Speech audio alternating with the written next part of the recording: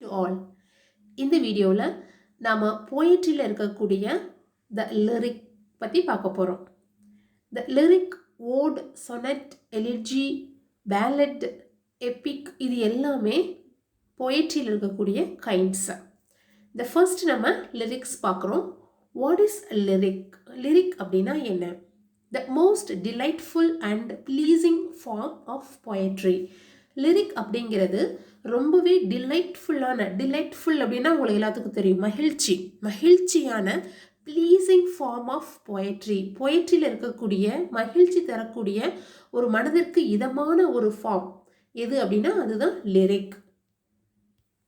இந்த லிரிக் ஜெனரலாக இந்த ஒரு லேடி கையில் வச்சுருக்காங்க பார்த்தீங்களா, ஒரு இன்ஸ்ட்ருமெண்ட். இந்த இன்ஸ்ட்ருமெண்ட் மூலமாக தான் பாடப்படும். இந்த இன்ஸ்ட்ருமெண்ட் ஆக்சுவலாக Greek musical instrument. First line பாருங்களேன். This type of poem is sung to the accompaniment of a lyre. இந்த இன்ஸ்ட்ருமெண்ட்டுக்கு பேர் என்னது? LYRE, lyre. இதான் இன்ஸ்ட்ருமெண்ட். இந்த லேடி ப்ளே பண்ணிட்டு இருக்காங்க பார்த்தீங்களா. ஸோ இந்த இன்ஸ்ட்ருமெண்ட்டு இது கிரீக் மியூசிக்கல் இன்ஸ்ட்ருமெண்ட்டு. இதை வச்சு தான் இந்த லிரிக் ப்ளே பண்ணுவாங்க, பாடுவாங்க. This is generally subjective. இந்த லிரிக் அப்படிங்கிறது பொதுவாக ஒரு சப்ஜெக்டிவ். அப்ஜெக்டிவ் டைப் ஆஃப் போயட்ரினா என்ன, சப்ஜெக்டிவ் டைப் ஆஃப் போயட்ரினா என்ன அப்படின்ற வீடியோ கைண்ட்ஸ் ஆஃப் போயட்ரி அப்படிங்கிற டாப்பிக்கில் இருக்குது. அந்த வீடியோனுடைய லிங்க் இந்த வீடியோனுடைய டிஸ்கிரிப்ஷன் பாக்ஸில் நான் சென்ட் பண்ணுறேன். ஸோ நீங்கள் அதை பார்த்துட்டிங்கன்னா சப்ஜெக்டிவ்னா என்ன, அப்ஜெக்டிவ்னா என்ன அப்படிங்கிறது கிளியராக புரியும். Okay. It has a single emotion. இப்போது லிரிக் அப்படின்னா என்ன? லிரிக் அப்படிங்கிறது it has a single emotion. ஒரே ஒரு இமோஷன், உணர்வு மட்டும்தான் அதில் இருக்கும். It is generally a short போம். ஒரே ஒரு உணர்வு மட்டும், ஒரே ஒரு இமோஷன் மட்டும் இருக்கிறதுனால பொதுவாக இது ரொம்ப ஷார்ட்டான ஒரு போமாக இருக்கும். The quality of emotion and the personality of the poet are important. பொதுவாக இதில் இந்த போயட்டினுடைய, இந்த கவிஞர்களுடைய இமோஷனும் பர்சனாலிட்டியும் ரொம்பவே முக்கியமானது. எதில்? இந்த லிரிக்கில். அதை விட ரொம்ப முக்கியமானது என்னது? A good lyric should express human. ஒரு நல்ல லிரிக் எப்படி இருக்கணும்னா கண்டிப்பாக ஹியூமன், அவனுக்கு பிரயோஜனப்படுற மாதிரியான ஒரு இமோஷனை, ஒரு பர்சனாலிட்டியை எக்ஸ்போஸ் பண்ணுற மாதிரி இருந்ததுன்னா அந்த மாதிரியான லிரிக் எவர் க்ரீனாக ரீடர்ஸ்னுடைய மைண்டில் இருக்கும். It is difficult to identify the I. I அப்படிங்கிறது நான். இதில் நான்கிறது யார் அப்படிங்கிறத ஐடென்டிஃபை பண்ணுறது உண்மையிலே கொஞ்சம் கஷ்டமாக இருக்கும். இப்போது நீங்கள் நிறைய சினிமா பாட்டெல்லாம் கேட்டிருப்பீங்க. அந்த சினிமா பாட்டிலெல்லாம் வரக்கூடிய லைன்ஸ் எல்லாமே உங்களை குறிக்கிற மாதிரி இருக்கும். இல்லை நீங்கள் யாராவது நீங்கள் லவ் பண்ணுறீங்க அப்படின்னா அந்த பேரை, ஒரு லேடியவோ ஒரு ஜென்னவோ குறிக்கிற மாதிரி இருக்கும் அந்த லைன்ஸ் எல்லாம். இல்லை உங்கள் மேலே அம்மா அப்பா மேலே நீங்கள் ரொம்ப பாசமாக இருந்தீங்கன்னா அதில் வரக்கூடிய லைன்ஸ் எல்லாமே அப்படியே உங்கள் அம்மா அப்பாவுக்கு சொல்கிற மாதிரி இருக்கும். உங்களுக்கு திக் ஃப்ரெண்ட்ஸ் இருந்தாங்கன்னா அந்த சாங்கில் வரக்கூடிய லைன்ஸ் எல்லாமே உங்கள் ஃப்ரெண்டுக்காக நீங்கள் பாடின மாதிரியே இருக்கும். இதிலெல்லாம் பார்த்தீங்கன்னா அந்த சாங்ஸை நீங்கள் கேட்கும்போது இது உங்களுக்காக எழுதப்பட்ட மாதிரி நீங்கள் ஃபீல் பண்ணுவீங்க. நீங்கள் உங்கள் ஃப்ரெண்டுக்காக பாடுற மாதிரி, நீங்கள் உங்கள் லேடி லவ்வுக்கு பாடுற மாதிரி, நீங்கள் உங்கள் அம்மாவுக்கு பாடுற மாதிரி ஃபீல் பண்ணுவீங்க இல்லையா? ஸோ அந்த மாதிரி இருக்கும். அதாவது அந்த உணர்வு தனக்கு வர மாதிரியான ஒரு தோற்றத்தை கொடுக்கும். ஸோ அதனால generally it is difficult to identify I. Then example பார்த்தீங்கன்னா most of the Elizabethan songs, உதாரணத்திற்கு எலிசபெத்தன் சாங்ஸ் எல்லாமே லிரிக் ஃபார்மில் தான் இருக்கும். அப்புறம் poems of metaphysical, dramatic monologue of Browning and Tennyson. டென்னிசனுடைய ட்ராமாட்டிக் மோனலாக் இது எல்லாமே இதனுடைய எக்ஸாம்பிள்ஸ் தான். இப்போது மோஸ்ட் ஆஃப் எலிசபெத்தன் சாங்ஸ்ன்னு இருக்குது பார்த்தீங்களா. இந்த எலிசபெத்தன் அப்படின்னு யாரை சொல்லுவோம், எந்த ஏஜ் நம்ம சொல்லுவோம் அப்படின்னு பார்த்தீங்கன்னா ஷேக்ஸ்பியர் வாழ்ந்த காலம் இருக்குது பார்த்தீங்களா, 16th century, அதை தான் சொல்லுவோம். குவீன் எலிசபெத்தினுடைய பீரியடை தான் நம்ம எலிசபெத்தன் ஏஜ்னு சொல்லுவோம். அந்த காலத்தில் வாழ்ந்த கவிஞர்களை அவங்க எழுதின பாட்டு எல்லாமே எலிசபெத்தன் பீரியட்ஸ் சாங்ஸ், இல்லைன்னா எலிசபெத்தன் ஏஜ் போயட்ஸ் அப்படின்னு நம்ம சொல்லுவோம். அந்த ஏஜ் வந்து பொற்காலம்னு கருதப்பட்டது. எப்போ இங்கிலீஷ்ல, இங்கிலாந்துல. என்ன காரணம்னு பார்த்தீங்கன்னா, எலிசபெத்தன் வந்து ரொம்பவே ஆர்ட் அண்ட் லிட்ரேச்சருக்கு இம்பார்ட்டன்ஸ் கொடுத்துருந்தாங்க. கவிஞர்கள் எல்லாத்தையுமே ரொம்ப ஒரு மதிப்பா நடத்தினாங்க. அவங்களுக்கு வந்து ரொம்ப ஆனர் பண்ணாங்க. அந்த கவிஞர்கள் எல்லாத்தையுமே ஆனர் பண்ணாங்க. அதனால அவங்களுடைய டயத்துல லிட்ரேச்சரை வந்து கோல்டன் ஏஜ், அதுக்கு இந்த இலக்கியத்துக்கு வந்து பொற்காலம்னே சொல்லலாம் அவங்களோட ஏஜ். ஸோ அந்த டயத்துல பெரும்பாலான கவிஞர்கள் இந்த மாதிரி லிரிக் ஃபார்மை வந்து சூஸ் பண்ணினாங்க. Poems of a metaphysical. Metaphysical அப்படிங்கிறது என்னன்னா, ஜான் டன் அப்படின்னு நீங்கள் கேள்விப்பட்டிருப்பீங்க. அவரோட காலத்தில், அதுக்கு அடுத்த வர செஞ்சுரியில் அவர் இந்த மெட்டபிசிக்கல் பொயட்ஸ் வந்து குறிப்பாக எப்படி சொல்லணும் அப்படின்னா, அவங்க கம்பேரிசன் பண்ணுவோம் பார்த்தீங்களா. இப்போ கவிதைகள் எல்லாம் ஒப்பீடு செய்வாங்க. ஒரு பெண்ணினுடைய கண் வந்து மான் மாதிரி இருக்குது, ஒரு ஆணினுடைய வீரம் வந்து யானை மாதிரி இருக்குது அப்படின்னு இந்த மாதிரிலாம் கம்பேரிசன்ஸ் தமிழ் இங்கிலீஷ் போம்லலாம் கம்பேரிசன்ஸ் கொடுத்துருப்பாங்க. ஆனால் இந்த மெட்டபிசிக்கல் கவிஞர்கள் மட்டும் எப்படி கம்பேரிசன் கொடுப்பாங்கன்னு பார்த்தீங்கன்னா, கொஞ்சம் கூட சம்மந்தமே இல்லாத ஒரு கம்பேரிசனை கொண்டு வந்து கொடுப்பாங்க. அதாவது இப்போது நீங்கள் மேக்ஸில் வந்து ஒரு காம்பஸ் வச்சு படம் வரைவீங்க, பார்த்துருப்பீங்கல்ல. 10th படிக்கக்கூடிய ஸ்டூடெண்ட்ஸு 10th வரைக்கும் ஒருவேளை நீங்கள் சயின்ஸ் குரூப் எடுத்திருந்தீங்க, சயின்ஸ் தான் காமனாக இருக்கும் எல்லாருக்குமே இல்லைங்களா. ஸோ அந்த 10th வரைக்கும் இருக்கக்கூடிய ஸ்டூடெண்ட்ஸ் வந்து இந்த எல்லாருமே கேம்பஸ் யூஸ் பண்ணி ஒரு ரவுண்டு வட்டம் போடுவோம் இல்லைங்களா. அந்த டயத்தில் பார்த்தீங்கன்னா அது ஒரு முனை வந்து சின்னதாக இருக்கும், இன்னொன்று வந்து கொஞ்சம் லாங்காக இருக்கும். இப்போது ரவுண்டு போடும்போது ஒரு சென்டர் சின்னதாக இருக்கக்கூடிய அந்த பாயிண்ட் வந்து சென்டரில் இருக்கும், லாங்காக இருக்கக்கூடியதில் இல்லை லாங்காக இருக்கிறது வந்து சென்டராக இருக்கும், சின்னதாக இருக்கிறதுல ஒரு பென்சிலை உள்ளே நம்ம வச்சு அப்படியே இப்படி சுற்றி ரவுண்டு போடுவோம் இல்லைங்களா. ஸோ இதை நார்மலான ஒரு டூல், இது மேத்தமெட்டிக்கல் டூல். இதை இந்த மெட்டபிசிக்கல் பாயிண்ட்ஸ் என்ன பண்ணுறாங்க அப்படின்னா, அதை ஒரு எக்ஸாம்பிளாக எடுத்துகிட்டு ஒரு லவ்வருக்கு, ஒரு ஹஸ்பண்ட் அண்ட் ஒய்ஃபுக்கு கம்பேரிசன் கொடுப்பாங்க. எப்படின்னா, அதாவது ஒரு ஹஸ்பண்ட் சொல்கிறாரு ஒய்ஃப் கிட்ட, இல்லை ஒரு லவ்வர் சொல்கிறாரு கூட வச்சுக்கோங்களேன். அந்த லேடி லவ் தன்னோட லவ்வர் வந்து வெளியில் எங்கேயோ போகிறாரு, நம்மளை விட்டுட்டு போயிடுவாரோ அப்படின்னு பயப்படுவாங்கல்ல. அந்த டயத்தில் அந்த ஜென்னு வந்து சொல்கிறார் அந்த லேடி கிட்ட, நீ ஒன்றும் கவலைப்படாத, எப்படி ஒரு கேம்பஸில் வந்து ஒரு வட்டம் போடும்போது ஒரு முனை சென்டராகவும் இன்னொன்று அதை விட்டு விலகி ரவுண்டு போடுது, அந்த ஒர்க்கு முடிஞ்ச உடனே திரும்பி அது ரீயூனைட் ஆகிடுது இல்லைங்களா. அதே மாதிரி நானும் ஒர்க்கு நிமித்தமாக வெளியில் போகிறேன், அந்த ஒர்க்கெல்லாம் முடிச்சுட்டு திரும்பி நான் உங்ககிட்ட வந்துடுவேன், நம்ம ரீயூனைட் ஆகிடுவோம் அப்படின்னு. ஸோ இது எவ்வளோ பெரிய ஒரு அழகான ஒரு கம்பேரிசன்னு பாருங்களேன். அதே மாதிரி ஒரு லேடி லவ் என்ன பண்ணுறாங்கன்னா, தன்னுடைய ஹஸ்பண்ட் வந்து எங்கேயும் போயிடக்கூடாது, தன்னுடைய லவர் எங்கேயும் போயிடக்கூடாது தன்னை விட்டு அப்படின்னு நினைக்கும் போது, அப்போது அவர் என்ன சொல்கிறாரு, ஒன்றும் ஃபீல் பண்ணாத, இந்த பூமியில் ஒரு ஹெமிஸ்பேர், அதாவது இந்த பூமியில் பாதியாக பிறந்தோன்னா அதில் ஒரு பார்ட், அந்த பூமியை அப்படி ரெண்டாக பிச்சுட்டோன்னு வச்சுக்கோங்களேன், ஒரு பார்ட்டு நீ, இன்னொரு பார்ட்டு நான். ஸோ 2 பார்ட்டும் சேர்ந்து தான் இந்த பூமி. ஒரு பார்ட்டு தனித்தனியாக இயங்க முடியாது இல்லையா. அதே மாதிரி தான் நம்ம 2 பேரும். இவ்வளோ ஒரு அழகான ஒரு கம்பேரிசன் கொடுத்துருக்காங்கன்னு பாருங்களேன். ஸோ இவங்க இந்த மாதிரியான கவிஞர்கள் எல்லாமே அந்த மெட்டபிசிக்கல் போயட்ஸ் நம்ம சொல்லுவோம். அவங்களுடைய டைமில் இந்த லிரிக்ஸ் வந்து அதிகமாக யூஸ் பண்ணப்பட்டது. Then dramatic monologues of Browning and Tennyson அவங்களோட ஏஜில். ட்ராமாட்டிக் மோனோலாக், மோனோ அப்படின்னாலே சிங்கிள்னு அர்த்தம். ஸோ ஒரே ஒருத்தர் மட்டும்தான் ஸ்பீக்கராக இருப்பார். அவர் தன்னை பற்றி எக்ஸ்பிளைன் பண்ணுவார், தன்னை சுற்றி இருக்கிறவங்கள பற்றி எது வேணாலும் அவர் வந்து எக்ஸ்பிளைன் பண்ணலாம். ஆனால் நம்ம கேட்குறவங்களுக்கு நிறைய பேர் இருக்கிற மாதிரி இருக்கும், நிறைய பேர் வந்து அவரை நோட் பண்ணி சொல்கிற மாதிரி இருக்கும். ஆனால் சொல்லக்கூடியவர் ஒரே ஒரு பர்சன் மட்டும்தான். ஸோ அதை ட்ராமாட்டிக் மோனோலாக்னு சொல்லுவோம். அந்த மாதிரியான கவிதைகள்லையும் அந்த மாதிரியான ஒரு டைப்லையும் லிரிக் அதிகமாக யூஸ் பண்ணியிருக்கிறாங்க. ஸோ இதெல்லாம் best examples for lyric. Next types of lyrics. லிரிக்ஸில் இருக்கக்கூடிய டைப்ஸ் பார்த்தீங்கன்னா, the love lyrics, the lyrics of patriotism, the lyrics of religious emotion, the lyrics of joy and so on. அதாவது இப்போது cinema பாட்டு எல்லாமே maximum வந்து love லிரிக்ஸாக தான் இருக்குது. லவ் சாங்ஸ் தானே நிறைய வருது. அதே மாதிரி லிரிக்ஸ் ஆஃப் ஜாய், ஒரு ஒரு ஹீரோவோ ஒரு ஹீரோயினோ தன்னை பற்றி இந்த உலக தான் என்ஜாய் பண்ணுற மாதிரியான சாங்ஸ் நிறையா வரும். பேட்ரியாட்டிசம், ரிலீஜியஸ் இமோஷன்ஸ் எல்லாம் ரொம்ப ரேராக தான். இப்போ கூட மூக்குத்தி அம்மன் படம் வந்திருக்கு. இந்த மாதிரி ரேரான படங்களில் தான் இந்த ரிலீஜியஸ் இமோஷன்ஸ் வந்து வரும். மேக்ஸிமம் ஒரு 80% பார்த்தீங்கன்னா லவ் லிரிக்ஸ் தான் இப்போ சினிமாலலாம் வருது. ஸோ அந்த அதுதான் அது லவ் லிரிக்ஸ் அப்படிங்கிறது லவ்வை எக்ஸ்போஸ் பண்ணுற மாதிரியும் ஜாயை எக்ஸ்போஸ் பண்ணுற மாதிரியும் லிரிக்ஸ் நிறைய இப்போதைக்கு வந்துட்டுருக்கு. ஆனால் நிறைய டைப்ஸ் இதில் இருக்குது, லிரிக்ஸில் நிறைய டைப்ஸ் இருக்குது. ஓகே, தென் லிரிக்ஸினுடைய ஸ்ட்ரக்சர். இதனுடைய ஸ்ட்ரக்சர் எப்படி இருக்கும் அப்படின்னு பார்த்தீங்கன்னா, ஃபர்ஸ்ட்டு மோட்டிவ், அடுத்து ஸ்டேட்மெண்ட், அடுத்து கன்க்ளூஷன் அப்படின்னு 3 பிரிவில் இதனுடைய ஸ்ட்ரக்சர் அமைஞ்சிருக்கும்.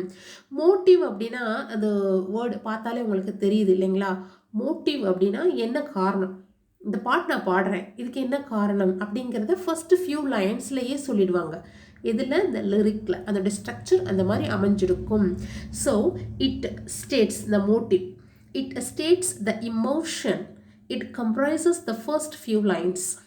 அதாவது இது ஒரே ஒரு இமோஷனை தானே ஃபஸ்ட்டு இது எக்ஸ்போஸ் பண்ணு பார்த்தோம். அந்த இமோஷனை ஃபஸ்ட்டு ஃபியூ லைன்லேயே எக்ஸ்போஸ் பண்ணிடும். It is only an excuse for the poet to express his own feelings and emotion. அந்த கவிஞன் தான் ஃபஸ்ட்டு இதுதான் நான் ஃபீல் பண்ணுறேன் அப்படிங்கிறத ஃபஸ்ட்டு ஃபியூ லைன்லேயே சொல்கிறதுக்கான ஒரு எக்ஸ்கியூஸாக அமையும். இதைத்தான் நம்ம மோட்டிவ்னு சொல்லுவோம். இதுக்கு ஒரு பெஸ்ட் எக்ஸாம்பிள் பார்த்தீங்கன்னா வேர்ட்ஸ்வர்த், வில்லியம் வேர்ட்ஸ்வர்த். அவர் ஒரு ரொமான்டிக் போயட் நமக்கு தெரியும். அவர் எழுதின சாலிட்டரி அ ரீப்பர் அப்படிங்கிற போம் வந்து பெஸ்ட் எக்ஸாம்பிள். அந்த போமில் ஃபஸ்ட்டு ஒரு ஃபியூ லைன்ஸ்லேயே தன்னுடைய தான் வேதனைப்படுறேன் அந்த வேதனையை எக்ஸ்போஸ் பண்ணுற மாதிரி அந்த சாங் இருக்குது அப்படிங்கிறத சொல்லிடுவார். ஸோ இது வந்து பெஸ்ட் எக்ஸாம்பிள். எதுக்குன்னா அந்த மோட்டிவ். அடுத்து அந்த லிரிக்கில் அந்த ஸ்ட்ரக்சரில் அடுத்து வரக்கூடிய ஃபியூ லைன்ஸ் எப்படி இருக்கும்னா ஒரு ஸ்டேட்மெண்ட் மாதிரி இருக்கும். It consist of thoughts, emotions and feelings. அது ஒரு உணர்வுகள், நம்ம ஃபீல் பண்ணுறது, நம்ம எண்ணங்கள் எல்லாத்தையும் அடுத்து உள்ளடக்கின மாதிரி வரக்கூடிய ஃபியூ லைன்ஸ், அதை தான் வந்து நம்ம ஸ்டேட்மெண்ட் அப்படின்னு சொல்லுவோம். இதுக்கு ஒரு பெஸ்ட் எக்ஸாம்பிள்ஸ் பார்த்தீங்கன்னா ode to the west wind, ஷெல்லினுடைய, இவர் ஒரு ரொமான்டிக் போய்ட்ஸ் தான். இவருடைய போம் வந்து ஓட் டு வெஸ்ட் விண்ட். இதில் இந்த போயிண்ட் வந்து என்ன சொல்லியிருப்பாருன்னா மியூசஸ் ஓவர் ரெவல்யூஷன் பற்றி, புரட்சி செய்கிறத பற்றி சொல்லியிருப்பார். இந்த ode to west wind poem உங்களுக்கு நல்லா தெரியும். இந்த ஓட் டு வெஸ்ட் விண்ட் பற்றின போம் ஸ்பெஷலாக இன்னொரு வீடியோவில் நான் உங்களுக்கு ப்ரெசென்ட் பண்ணுறேன். இதோடைய தீம் மட்டும் என்னன்னு சொல்லிடுறேன். விண்டுனா தெரியும் நமக்கு, காற்று. ஸோ இந்த காற்று என்ன பண்ணுதுன்னா வேகமாக காற்றடிக்குது. ஆடி மாதத்துலலாம் காற்று வந்து அதிகமாக அடிக்கும் இல்லைங்களா? ஸோ அந்த காற்றானது என்ன பண்ணுதுன்னா வேகமாக தரையில் அடித்து இருக்கக்கூடிய குப்பைகளை எல்லாம் ஒரு ஓரத்தில் கொண்டு போய் வச்சிடுது. அப்படின்னா சுத்தம் பண்ணிடுது தரையை. அப்படியே அந்த காற்று போய் கடலில் போய் அந்த கடலில் இருக்கக்கூடிய நீர் அலைகள் இது எல்லாத்தையுமே இங்கிட்டு போன்னு சொல்லி அந்த கடல் ஒரு கொந்தளிப்பாகி அந்த காற்று வர்றது மூலமாக அடியில் இருக்கக்கூடிய ஆழமாக இருக்கக்கூடிய அந்த நீரெல்லாம் அமைதியாக இருக்குது. ஆனால் மேலே இருக்கக்கூடிய நீரெல்லாம் காற்றில் சலசலக்குது. அதுக்கப்புறம் அந்த காற்று அப்படியே மேல் நோக்கி போய் மேகங்கள் எல்லாம் இருக்குது பார்த்தீங்களா, அதையெல்லாம் ஒன்று திரட்டி கருமேகமாக்கி மழையாக பூமிக்கு வர செய்யுது. ஸோ இதில் என்ன பண்ணுது, ஒரு புரட்சி பண்ணுது. அங்கங்கே நிற்கக்கூடிய இடத்த துப்புரவாளர் மாதிரி அங்கங்கே போய் அதட்டி ஏன் ஒரு ஓரத்தில் உட்காரு அப்படின்னு ஆர்டர் போடுற மாதிரி, மழை மேகங்களை நீங்கள் ஏன் இப்படி இருக்கீங்க, எல்லாம் போய் ஒரு இடத்துல தேவையான இடத்துல மழையை பொழிங்க அப்படின்னு சொல்லி கட்டளை இடுற மாதிரி, ஒரு புரட்சியை உண்டு பண்ணுற மாதிரி இருக்குது அப்படின்னு இந்த ஓட் டு வெஸ்ட் விண்டில் ஷெல்லி அழகாக சொல்லியிருப்பாங்க. இதில் அந்த சென்டரில் அந்த ஸ்டேட்மெண்ட் அழகாக கொடுத்துருப்பாங்க. எதுனா இது நான் இப்போ என்ன சொல்லிட்டு இருக்கேன், லிரிக்னுடைய ஸ்ட்ரக்சர் சொல்கிறேன். அந்த ஸ்ட்ரக்சரில் ஃபஸ்ட்டு ஃபியூ லைன்ஸ் மோட்டிவாக இருக்கும், அடுத்த ஃபியூ லைன்ஸ் ஸ்டேட்மெண்ட்டை குறிக்கும். அதுக்கு best example ode to west விண்டுன்னு சொல்லியிருக்கிறேன். அடுத்து ஓட் டு நைட்டிங்கேல், இது கீட்ஸினுடைய போம். இவரும் வந்து ரொமான்டிக் போய்ட்டு தான். இந்த நைட்டிங்கேல் என்ன சொல்லுவார்னா, இவர் ஒரு நைட்டிங்கேல்ங்கிறது ஒரு பேர்டு. அந்த பேர்டு வந்து ரொம்ப அழகாக பாடும். ஸோ அந்த பேர்டு வந்து பாடக்கூடியது இவருக்கு எப்படி இருக்குது அப்படின்னா, இவருடைய கவலைகள், சோகங்கள் எல்லாத்தையுமே சொல்கிற மாதிரி இருக்குது. பெரும்பாலும் பாருங்களேன், கவிஞர்கள் அது வந்து குறிப்பாக அந்த ரொமான்டிக் போயட்ஸ் எல்லாமே ஒரு விதமான சோகங்களை எக்ஸ்போஸ் பண்ணுற மாதிரியே காமிச்சிருப்பாங்க. ஏன் அப்படின்னா, கவிதை அப்படிங்கிறதே உள்ளத்தில் இருக்கக்கூடியதை அப்படியே எக்ஸ்போஸ் பண்ணது, ஸ்பான்டேனியஸாக வெளியில் வர்றது தான். ஸோ அவங்க எல்லாமே ஒரு கவிஞராக இருக்கிறவனுக்கு மேக்சிமம் ஃபேமிலி அப்படிங்கிறது சரியாக அமையாது. அப்போது என்ன காரணம்னா அவங்களுக்கு ஏர்னிங்ஸ் இருக்காது, வருமானம் இருக்காது. ஸோ அப்போது ஃபேமிலியாக இருக்காது. சரியான முறையில் ஏர்னிங்ஸ் குடும்பத்துக்கு இல்லை அப்படிங்கிறனால பேரண்ட்ஸும் சின்ன வயசில் இழந்திருப்பாங்க. இல்லை அப்படின்னா பெரிய வயசானதுக்கப்புறம் அவங்களுக்கும் சம்பாதிச்சு கொடுத்துருக்க முடியாது. ஸோ எக்கனாமிக்காக அவங்க ரொம்ப புவராக இருக்கிறது அது ஒரு மைனஸ் பாயிண்ட் அவங்களுக்கு. அதனால் அவங்கள அறியாமலேயே ஒரு சோகம் இருந்துகிட்டே இருக்கும். ஸோ அந்த கவிதையில் வந்து அதை அழகாக எக்ஸ்போஸ் பண்ணுவாங்க. இந்த மாதிரியான ரொமான்டிக் கவிஞர்கள் வந்து பெரும்பாலும் அழகாக வந்து எக்ஸ்போஸ் பண்ணுவாங்க. இது ரெண்டுமே எதுக்கு பெஸ்ட் எக்ஸாம்பிள்னு சொல்லியிருக்கேன். லிரிக்கில் இருக்கக்கூடிய அந்த மிடில் வரக்கூடிய ஸ்டேட்மெண்ட்டுன்னு சொல்லக்கூடிய அந்த ஃபியூ லைன்ஸ்க்கு பெஸ்ட் எக்ஸாம்பிள்ஸ். லாஸ்ட் வந்து conclusion. It comes when emotion subsides. அதாவது கடைசியாக வந்து ஒரு இமோஷன், ஒரு உணர்வு அவர் வெளிப்படுத்துகிறார்ல, அந்த உணர்வு சரிதான், நான் வெளிப்படுத்துகிற உணர்வு சரிதான் அப்படின்னு ரீடருக்கு புரிய வைக்கிற மாதிரி அந்த கன்க்ளூஷன் இருக்கும். இதுக்கு பெஸ்ட் எக்ஸாம்பிள் என்னன்னு பார்த்தீங்கன்னா ஓட் ஆன் அ கிரீசியன் ஏர்ன் அப்படிங்கிற ஒரு போம். இதுவும் கீட்ஸ் எழுதினது தான். இந்த ஓட் ஆன் அ கிரீசியன் ஏர்ன் அப்படிங்கிறது சூப்பர்பான ஒரு கவிதை. ஒரு ஏர்ன்னா வந்து உங்களுக்கு தெரியும்ல, ஒரு ஃப்ளவர் வேஸ் மாதிரி இருக்கும். அதில் இப்போ நீங்கள் மிக்சர்லாம் வாங்கி சாப்பிடும்போது பஜ்ஜி வடை இல்லைனா ஒரு பார்ட்டியில் வந்து யூஸ் அண்ட் த்ரோ கப்பு பிளேட்லாம் கொடுப்பாங்கள்ல, அதில் நிறைய ஃப்ளவர்ஸ் எல்லாம் வரைஞ்சிருப்பாங்க, அந்த பிளேட்டில் வரைஞ்சிருப்பாங்க இல்லைங்களா. ஸோ அதே மாதிரி இவர் ஒரு ஏர்ன் பார்க்குறாரு. ஏர்ன் அப்படிங்கிறது க்ரீக்கில் இருக்கக்கூடிய ஒரு ஃப்ளவர் வேஸ் மாதிரி இருக்கும்.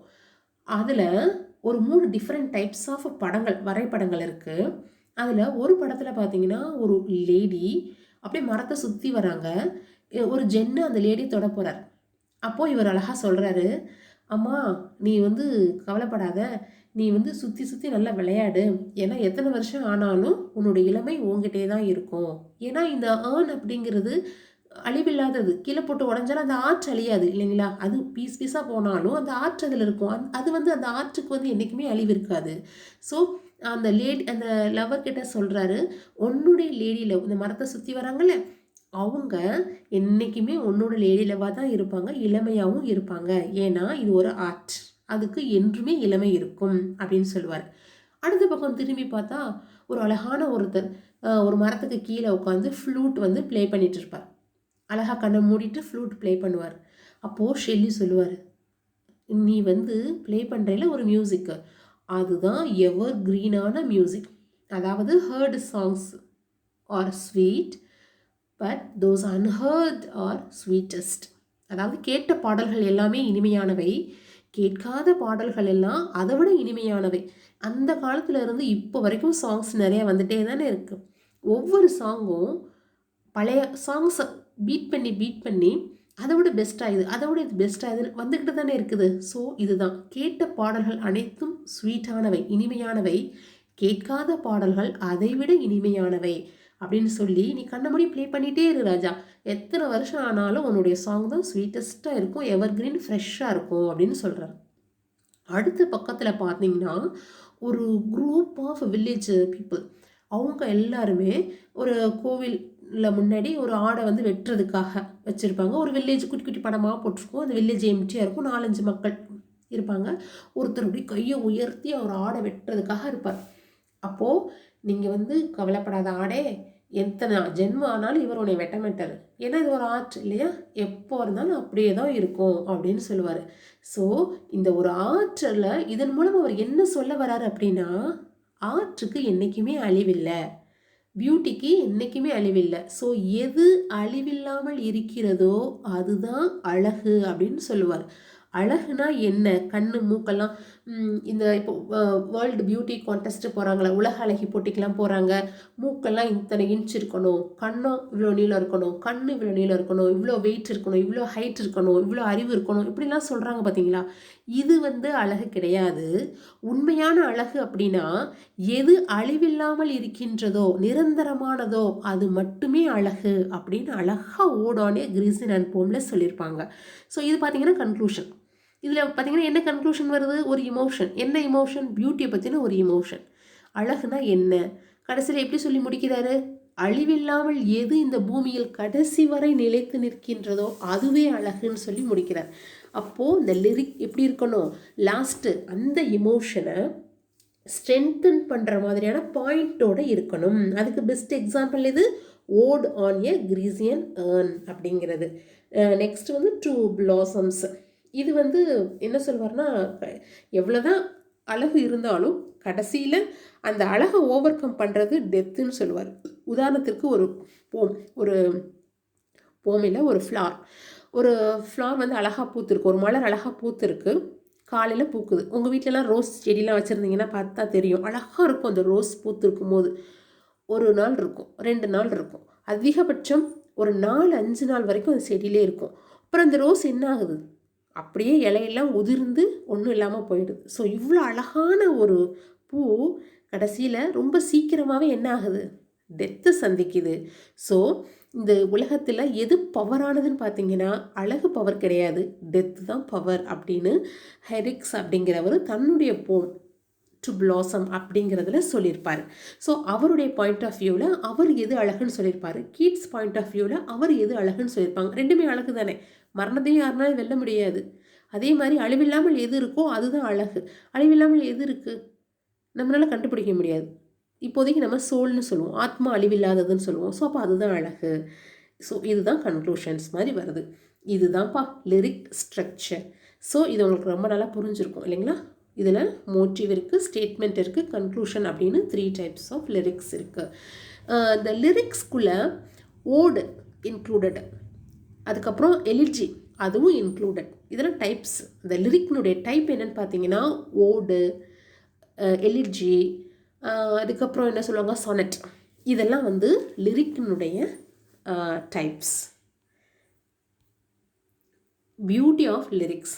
ஒரு லிரிக்ஸ் வந்து அழகாக அமையணும் அப்படின்னா என்ன செய்யணும், அதனுடைய எக்ஸ்ப்ரெஷன் ரொம்பவே அருமையாக இருக்கணும். அந்த ஒரு இமோஷன் இருக்குல்ல, அந்த இமோஷனை அழகாக எக்ஸ்ப்ரெஸ் பண்ணியிருக்கணும். வேர்ட்ஸ் செலெக்ஷன், வார்த்தைகள் ரொம்ப முக்கியம். ஏன்னா ஷார்ட்டான போம், அந்த ஷார்ட்டான போம்குள்ளே எல்லா எக்ஸ்ப்ரெஷனையும் நீங்கள் கொண்டுட்டு வரணும். நீங்கள் நினைக்கிற எல்லா ஒரு ஐடியாஸையும் கொண்டுட்டு வரணும் அப்படின்னா வேர்டினுடைய செலெக்ஷன் ரொம்ப முக்கியமாக இருக்கணும். அது மட்டும் இல்லை, அந்த வேர்ட்ஸை வந்து கரெக்டாக அரேஞ்ச் பண்ண தெரிஞ்சிருக்கணும். நெக்ஸ்ட்டு இந்த காம்பினேஷன் ஆஃப் வேர்ட்ஸ். இப்போது வேர்டு செலக்ட் பண்ணியாச்சு, அதை அழகாக அரேஞ்ச் பண்ணியாச்சு. அரேஞ்ச் பண்ண வார்த்தைகளை அழகான லைனாக போட தெரிஞ்சிருக்கணும். அழகாக சூட்டபிளான லைன்ஸாக போட தெரிஞ்சால் மட்டும்தான் லிரிக்ஸ் வந்து வெற்றி அடையும். Then rhythm and rhyme scheme very important. ரிதமும் ரைம் ஸ்கீமும் சேர்ந்துடுச்சு அப்படின்னா எக்ஸ்ட்ரா பியூட்டி. எதுக்கு, இந்த லிரிக். ஸோ ஒரு லிரிக் பியூட்டியாக வரணும்னா expression must, words selection, words arrangements, the combination of lines, rhythm and rhyme schemes, இது எல்லாமே ப்ராப்பராக அமைஞ்சிருந்ததுன்னா நிச்சயமாக அந்த லிரிக் வந்து ரீடர்னுடைய மனசில் ஸ்ட்ராங்காக ஒரு இம்ப்ரெஸை க்ரியேட் பண்ணும். இவ்வளோ தான் லிரிக்ஸ். ஓகே, நம்ம இந்த இந்த வீடியோவில் என்ன பார்த்துருக்கோம் அப்படின்னா போமினுடைய ஒரு பார்ட்டான லிரிக் பார்த்துருக்கோம். லிரிக்னா என்ன, லிரிக் எப்படி வந்து ப்ளே பண்ணப்படுது, லிரிக்னுடைய கேரக்டரைசேஷன் என்ன, அதனுடைய டைப்ஸ் என்ன, அதனுடைய ஸ்ட்ரக்சர் என்ன, ஒரு லிரிக் பியூட்டி அமையணும்னா என்ன பண்ணணும், இதெல்லாம் பார்த்துருக்கோம். ஸோ இந்த வீடியோ உங்களுக்கு ரொம்பவே யூஸ்ஃபுல்லாக இருக்கும் அப்படின்னு நான் நம்புகிறேன். தேங்க்யூ.